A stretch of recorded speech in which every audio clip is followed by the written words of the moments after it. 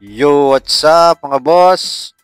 Gilas Pilipinas update tayo. Magsasagawa ng Gilas Pilipinas ng 2 araw na training camp sa Inspire Sports Academy sa Laguna bilang bahagi ng groundwork nito para sa ikatlo at huling window ng 2025 FIBA Asia Cup qualifiers. Pagkatapos nito ay lilipad ang mga Gilas sa Qatar sa Biyernes para maglaro sa Second Doha Invitational Cup, isang 4-nation friendly tournament na nakatakda mula Pebrero 13 hanggang Pebrero 16.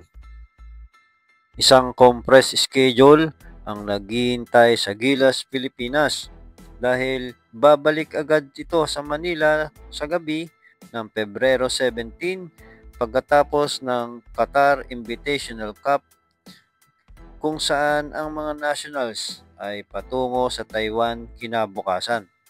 Makakabangga ng Pilipinas ang Chinese Taipei sa Pebrero 20 at pagkatapos ay muling lilipad sa pagkakataong ito sa New Zealand para sa huling laro ng FIBA Asia Cup qualifiers sa Pebrero 23. Ang labang New Zealand versus Gilas Pilipinas ang inaabangan ng lahat dahil ito ay rematch ng laban nila kung saan nanalo ang ating Gilas Pilipinas sa New Zealand ngayong FIBA Asia Cup qualifier. Kaya kaabang-abang ito. Kaya suportahan natin mga boss ang ating Gilas Pilipinas kahit wala ang ating Kai Soto. Ngunit meron naman tayong AJ Edo na makakapaglaro na. Thanks for watching mga boss and God bless.